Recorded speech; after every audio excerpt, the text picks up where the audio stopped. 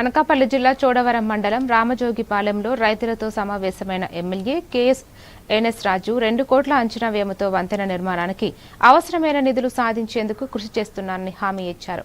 గత ప్రభుత్వ నిర్లక్ష్యంతో నిధులు వెనక్కి వెళ్లాయని ఆరోపిస్తూ వంతెన నిర్మాణం పూర్తయితే రైతుల రాకపోకలు, వ్యవసాయ ఉత్పత్తుల రవాణా సులభతరం అవుతుందని తెలిపారు.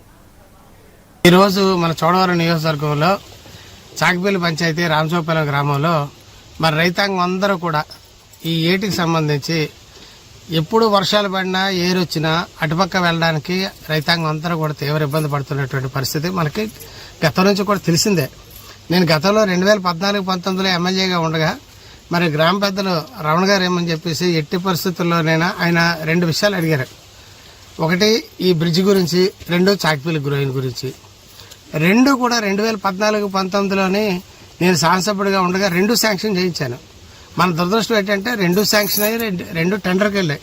బ్రిడ్జి టెండర్కి వెళ్ళింది, గ్రోయిన్ వాళ్ళు ఏమని చేసి వచ్చి వాళ్ళు పనిచేసి పూర్తి చేసి చేయొచ్చు. అలా కాకుండా వాళ్ళు ఏం చేశారంటే వాళ్ళు చేస్తున్న పనులు ఏంటంటే మనం శాంక్షన్ చేయించడం వాళ్ళు వచ్చి క్యాన్సిల్ చేయడం జరిగింది. దానివల్ల పనికి 2 పనులు అవుతున్నాయి. అయినా మరి ఫస్ట్ విడతలో మాత్రం గ్రోయిన్ కూడా మొన్న వెళ్ళండి. అప్పుడు 11,70,01,00,000 ఇచ్చారు 7 గ్రోయిన్లకి. ఇస్తే ఇవాళ ఎంత తెలుసండి, 50,45,00,000 అయింది అయ్యే 11 గ్రోయిన్లకి.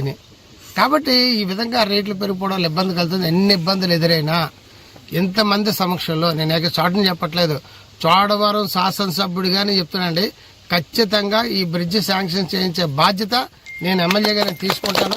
తప్పకుండా శాంక్షన్ చేయించడం కాదు, శంకుస్థాపన నేనే చేస్తాను.